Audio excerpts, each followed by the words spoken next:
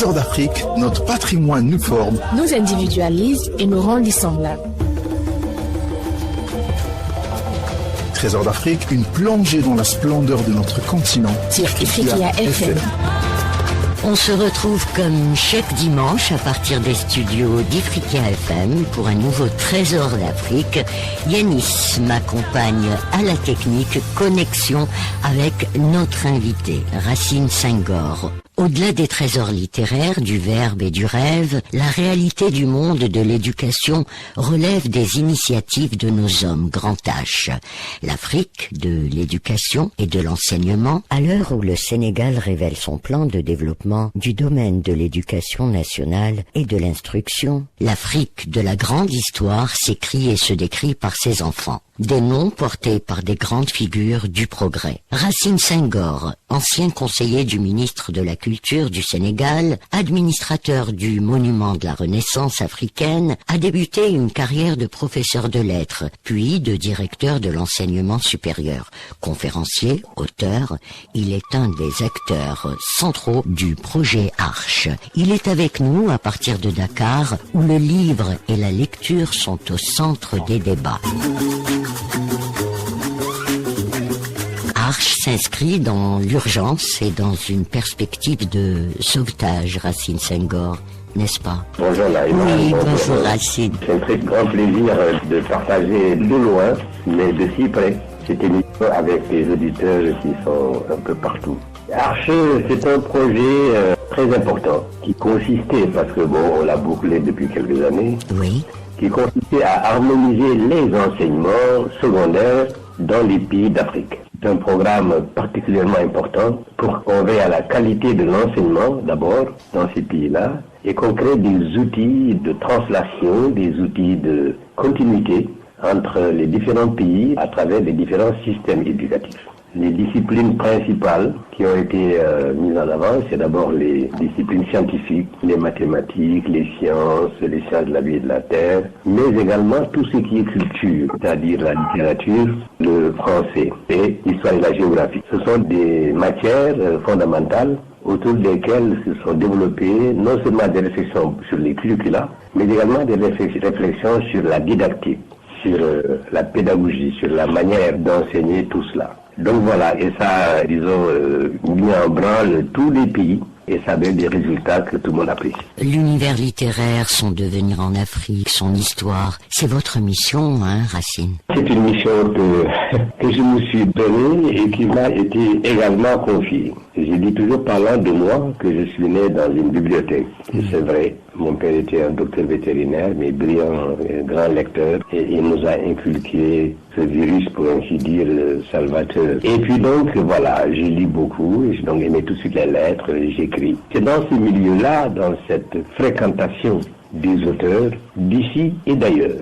D'abord des auteurs d'ailleurs, mais très tôt, les auteurs fondamentaux de l'Afrique. Ce que j'appelle les auteurs fondamentaux, c'est ceux de la négritude. Léopold Sédar Senghor, bien sûr, Aimé Césaire, le Gontran Damas. Mais plus près de nous, le cher Hamidou Kane, Mariama Ba, Kateb Yassine et d'autres grands auteurs africains, les Amadou Hampâté-Bâ, les Bernard Dalin Daye, Ferdinand Oyono, Mongo Biti, évidemment Kamara Lai, et j'en passe. Ces auteurs-là, je les ai fréquentés très tôt. Et j'ai vu ce que leurs œuvres recèlent en termes de contenu d'apprentissage, contenu culturel, de messages profonds tirés de la vie de tous les jours, liés à l'histoire aussi. C'est des ouvrages qui ont un fondement identitaire fondamental, mais qui ne sont pas repliés, qui sont également l'expression d'une ouverture dans le monde. L'utilisation de la langue française a été quelque chose de particulièrement significatif, notamment quand on tient compte de ce que ces auteurs-là ont fait de cette langue. Ils se sont appropriés cette langue, en les mêlant à ce que sont leurs propres langues, le sérère pour Senghor, le malinké pour Amadou Kourouma, Bernard Daye et autres, le peul pour Cheikh Hamidou Kane. Et en pistant ces œuvres-là, on entre dans la langue, qui est le principal élément d'appréciation d'une civilisation. Voilà, je suis entré comme ça dans cette littérature et j'ai vu tout ce que ça peut nous apporter. C'est un ensemble de choses, d'imaginaires, qui sont le fondement même de l'individu, de sa société, de sa communauté, à partir de quoi on peut envisager une ouverture au monde, s'enraciner et s'ouvrir. Ces auteurs ont contribué à l'écriture d'histoire, la littérature réaliste. Ces auteurs ont été visionnaires quelque part? Ah oui, ils l'ont été dans le saisie de la situation réelle et de l'appréciation correcte de ce que eux représentent ainsi que leur communauté, mais visionnaires dans ce qu'ils ont envisagé très tôt. Mais c'est pas étonnant ce que le monde va devoir être, parce que ce sont des auteurs qui portent en eux l'entièreté de l'humanité. Et oui, si on tient compte du fait de ce que représente l'Afrique dans le monde, Oui. ce que représente l'Afrique dans l'humanité, quand on inverse le globe et qu'on voit la centralité de l'Afrique, d'où est parti Toumaï, en attendant qu'on trouve d'autres initiateurs, d'autres prophètes, entre guillemets, on comprend que ces auteurs soient visionnaires et qu'ils nous proposent cet universalisme dans lequel nous sommes tombés malgré nous. J'ai écouté l'autre jour un débat intéressant de personnes qui ont longtemps combattu le mouvement de la négritude. Ils l'ont combattu non pas parce qu'il y avait des choses à redire, mais simplement parce qu'il y avait un peu de politique là-dedans. C'était aussi des hommes politiques, ceux qui ont défendu ce mouvement-là. La négritude elle-même était un combat intellectuel. Mais c'était un combat intellectuel. Certains des guides de cette négritude, certains des penseurs, sont aussi devenus des hommes d'État. Ils sont devenus des hommes d'État. Ils sont devenus des hommes politiques. Et ces devenant des hommes politiques, ils avaient aussi des adversaires. Et cette adversité, quelquefois, a été confondue, sauf chez ceux qui avaient une claire conscience qu'il s'agissait d'un mouvement intellectuel. Et le mouvement intellectuel oriente aussi les comportements et amène à avoir des positions. Je prends l'exemple toujours de Senghor, parce que c'est un des plus grands. Il a tellement compris ce phénomène qu'à un moment donné, il a créé une grande association qui s'appelait le Club Nation et Développement. Et dans le Club Nation et Développement, il avait réussi à mettre tout le monde. Et là-bas, le débat était vraiment intellectuel. Même si de temps en temps, il allait aussi dans la perception africaine des mouvements politiques, la perception africaine du socialisme, du marxisme, du capitalisme, etc.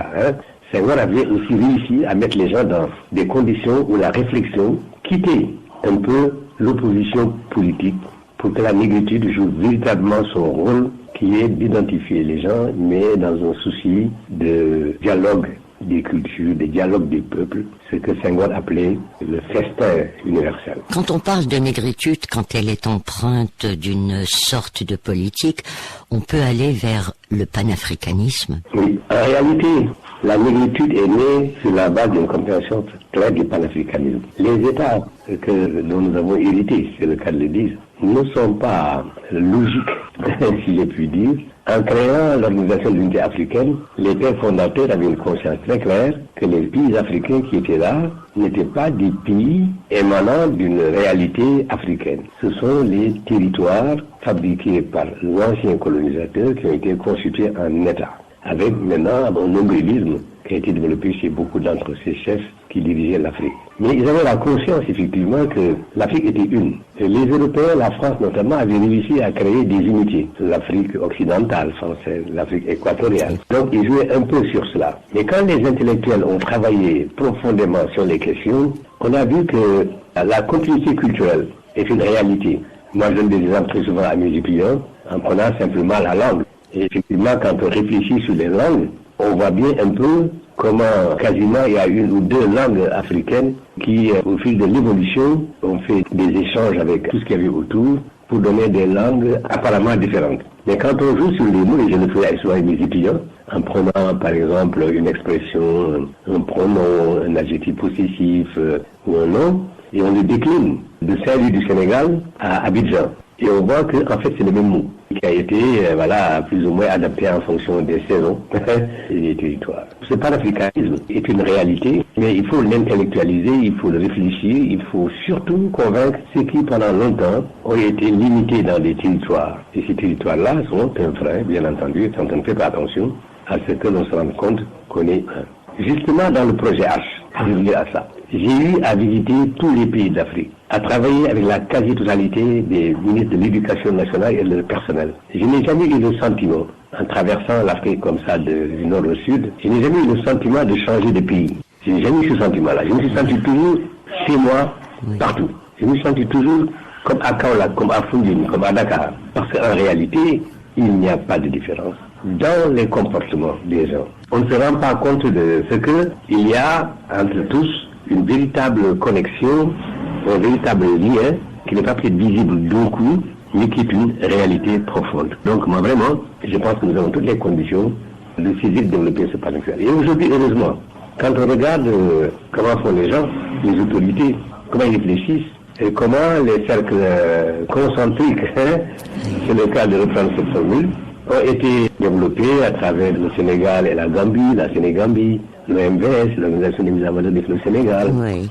CEAO d'abord et maintenant la CEDEAO, même s'il y a quelques problèmes, l'Union monétaire africaine, les États du Sahel, etc. Il y a ces cercles concentriques qui se développent et qu'on peut retrouver. On sent, Racine Senghor, on sent que l'Union européenne s'est inspirée pour s'unir du panafricanisme et on sent aussi que l'Afrique subit encore quelque part l'impact de la conférence de Berlin, c'est-à-dire le partage du continent. Oui, et c'est dommage, c'est ce que j'ai dit. Il faut cultiver les gens à une déberlinisation.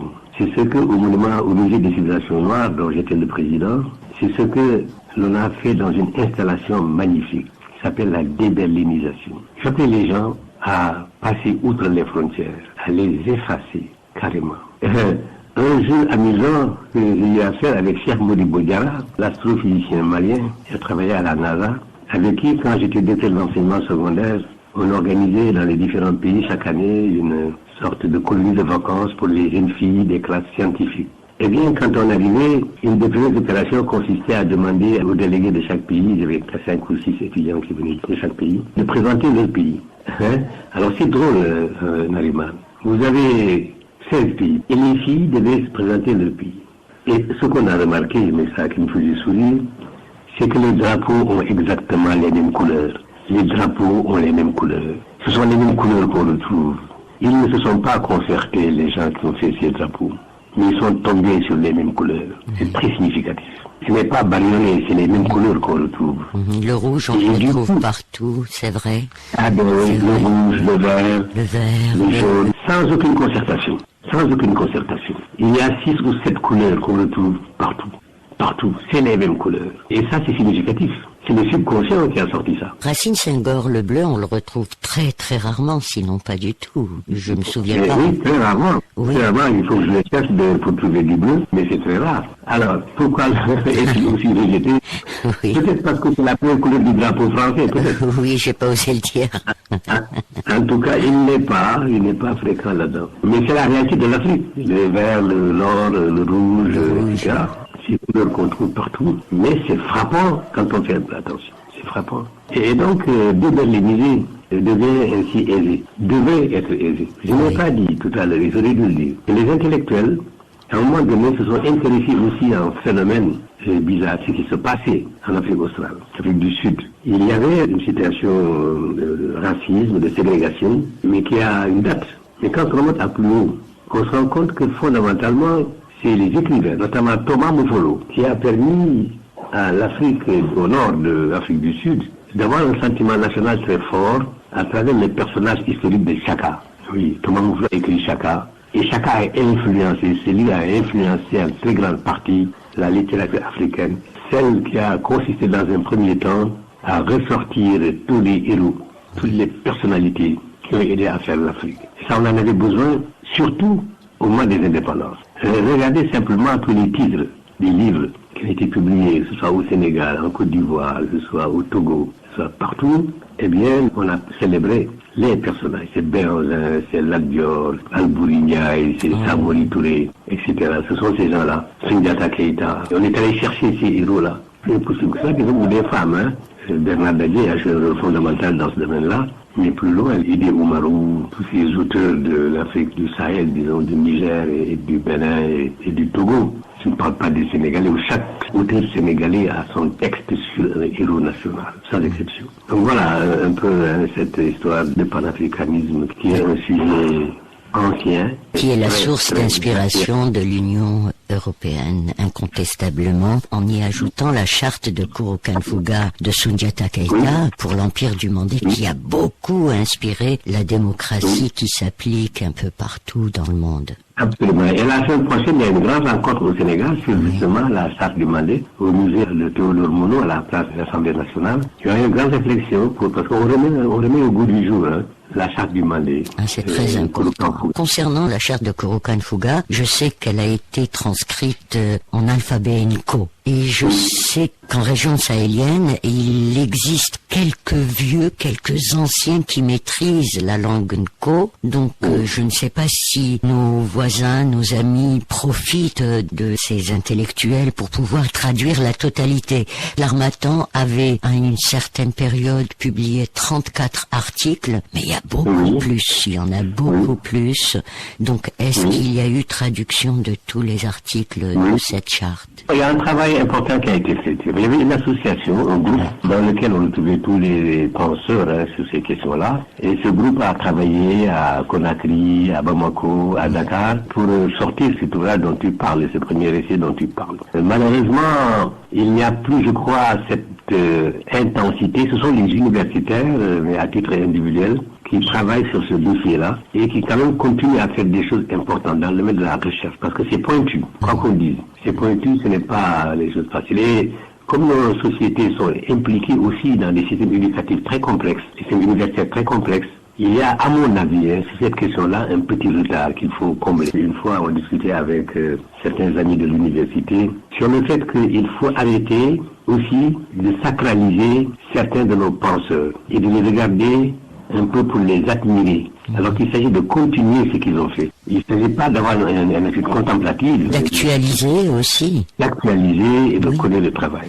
Malheureusement, on perd certains de ces penseurs, notamment mon ami Raphaël Ndiaye, qui nous a quittés et qui était un moteur dans ce travail-là. Heureusement, nous avons les Falémé, encore cher Amidou Khan, qui est quelqu'un de très très attentif à ces questions-là et qui donc aide aussi les jeunes penseurs qui réfléchissent sur les questions de Kurukan Fuga. Et moi, je garde espoir que cette affaire-là va se développer, qu'on va arriver à trouver des solutions, qu'on va avancer dans la réflexion, c'est sûr. Quand est-ce qu'on va aboutir à quoi? En tout cas, il y a quelque chose à faire. Moi, je n'y travaille pas, je dois l'avouer tristement. Mais il faut continuer à approfondir le travail sur la charte de Kurukan Fuga et aller au-delà de ces 32 articles. C'est tout ce qui a été traduit de la langue Nko vers d'autres langues. Mais je te garantis que je vais poser cette question-là que tu m'as posée parce qu'on sera en rencontre, il y a une rencontre importante sur la charte de Kurukan Fuga avec 4 intervenants qui sont très versés dans le dossier et ils nous diront. Je te rappellerai aussitôt après pour te donner le point de la situation. Abdoulaye Diabaté, il habite le Mali, il est spécialisé dans le travail du Bogolan ancestral et il est très instruit concernant la langue Nko et justement il voulait trouver un moteur pour pouvoir aller au-delà. Il nous en a parlé pendant une édition du Salon international du livre d'Alger, il exposait à l'Esprit Panaf et Monsieur Diabaté c'est une bibliothèque ambulante. Il est très vieux, il faut pas rater des occasions comme ça il me semble.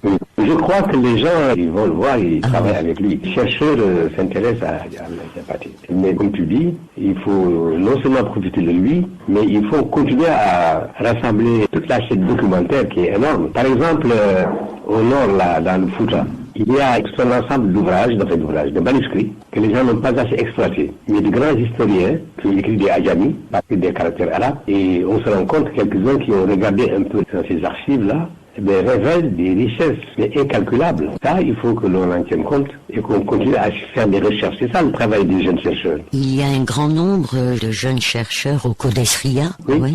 Et dans les nouvelles universités, moi je disais l'autre jour, parce qu'on est en train de faire une université à Matam et une autre à Tambacounda. Je disais en discutant avec le ministère de l'Enseignement supérieur que ces universités qui sont aux frontières devraient aider à davantage réfléchir sur le panafricanisme. Tous les éléments qui sont panafricanisme. Ce sont les universités des frontières, celles de Ziguinchor, de Tambacounda et celle de Matam. Ziguinchor a commencé à fonctionner et fait du très bon travail. Matam et Tambacounda devraient mettre de grands professeurs et des jeunes chercheurs, doctorants, et les mettre sur ces questions-là. Et ça va nous permettre de pousser les frontières.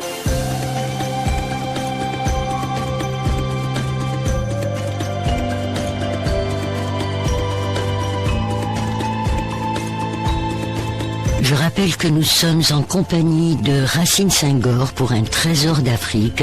Racine Senghor au cœur de projets unificateurs, penseur, auteur, homme de lettres et de culture. Il a occupé des postes très importants au Sénégal et aujourd'hui il est notre invité. Racine Senghor, nous allons revenir à notre discussion, ces activités, ces rencontres qui unissent des artistes et des auteurs quelquefois du monde entier, l'Union des écrivains, Dakar, la Biennale de Dakar, toutes ces activités et aussi du monument de la Renaissance africaine. Oui.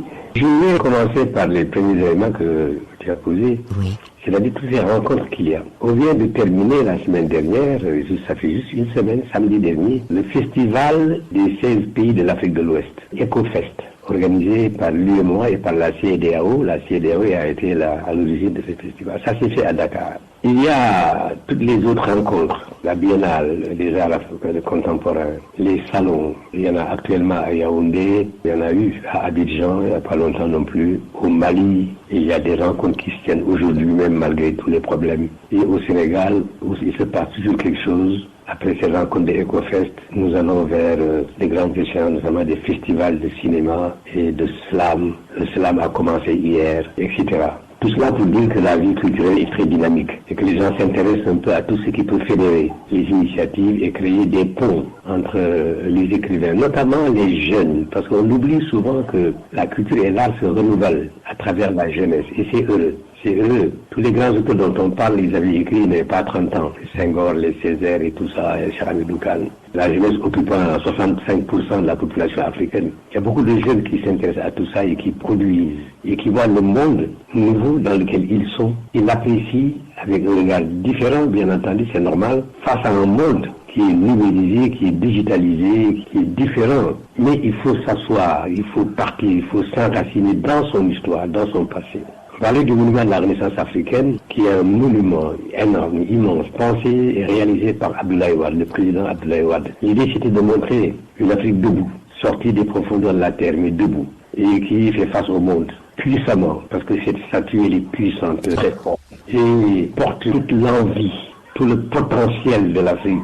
L'enfant désigne le monde de son doigt, aller à la conquête du monde. Non pas un conquérant qui va neutraliser ou éliminer, mais quelqu'un qui, pour reprendre le mot de Césaire, une Afrique qui participe au mouvement même du monde. C'est le mot d'Aimé Césaire. Il participe au mouvement du monde et qui participe activement. C'est ça un peu le mouvement de la Renaissance qui, effectivement, comme l'indique son nom, est un mouvement pour la Renaissance africaine. À l'intérieur, nous avons l'histoire, nous avons beaucoup de choses. Mais à côté, il y a aussi le musée des civilisations noires, dont j'ai été le président jusqu'au mois de janvier dernier. Et c'est dans le musée qu'on trouve aussi la trajectoire de l'humanité, pas seulement de l'Afrique, mais de l'humanité. J'ai parlé tout à l'heure de la centralité de l'Afrique. Et on le découvre là, dans ce musée des civilisations noires, qui est adossé à d'autres infrastructures que le Sénégal a mises en place. Ce qui fait remarquer que le Sénégal est un des rares pays d'Afrique où on pense Afrique et non pas Sénégal. Au Sénégal, nous avons le monument de la Renaissance africaine. Pas sénégalaise. Nous avons la place du souvenir africain, pas la place du souvenir sénégalais. Nous avons le musée des civilisations noires,